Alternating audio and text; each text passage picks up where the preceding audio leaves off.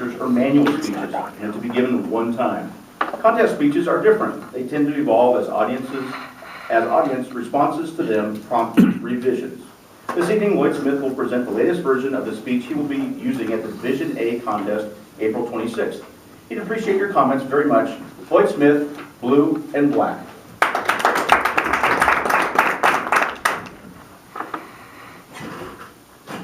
When Jay pulled his car over to the side of the road, he picked a spot where there's nothing to see but rolling hills planted with winter wheat and the sky.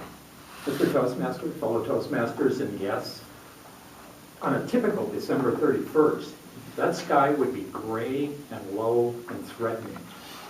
On the last day of 1995, the sun was shining, and the sky was an almost impossible deep blue, a doorway to infinity.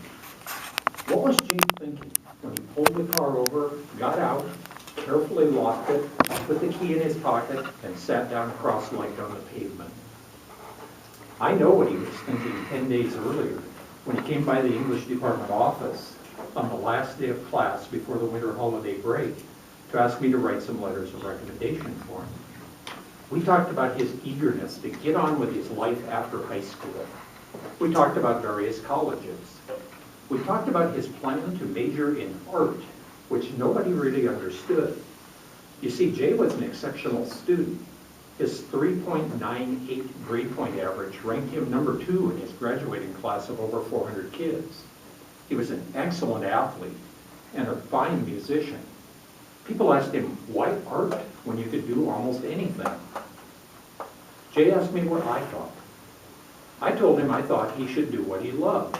He'd have plenty of time later on to change plans if art didn't work out the way he hoped. When he left our office, Jay was happy. He said, have a great holiday.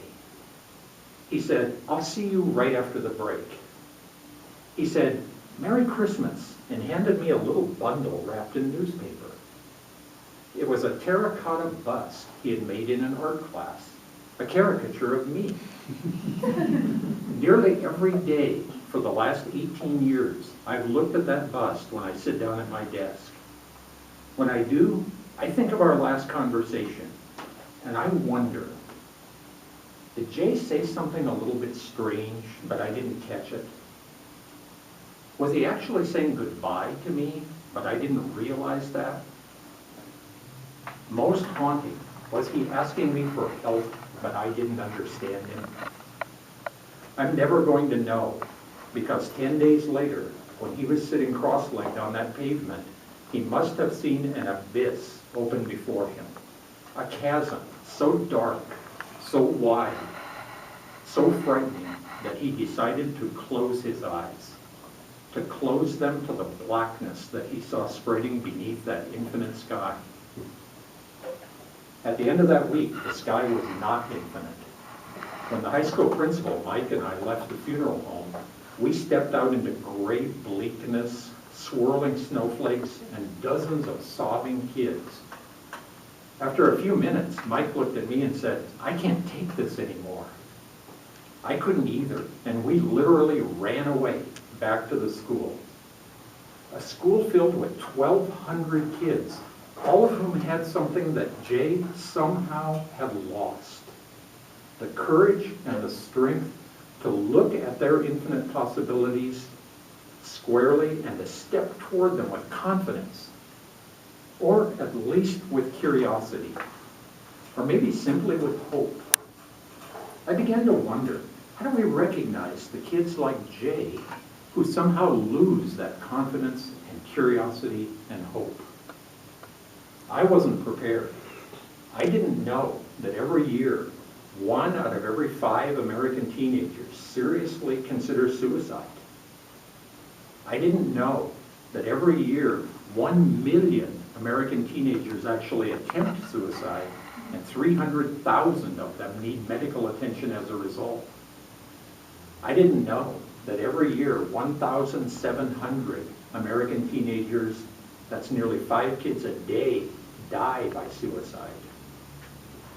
This is not something we can fix with an educational program or a pill.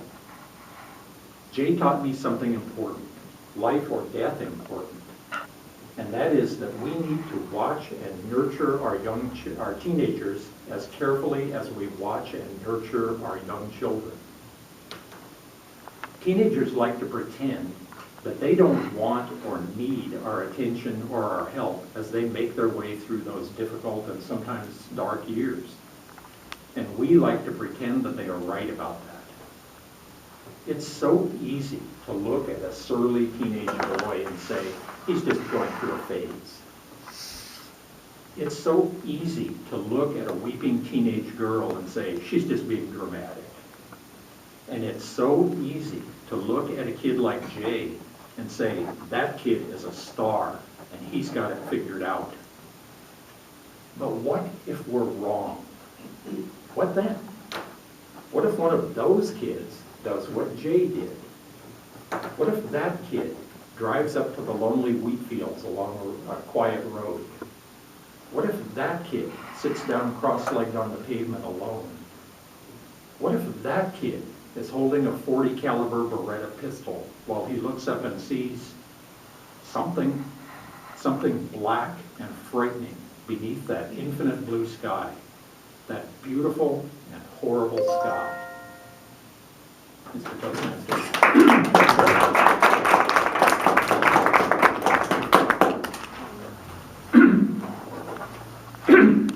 However, you put 1 minute on the stopwatch. Toastmaster, pick up one of these that are in front of you.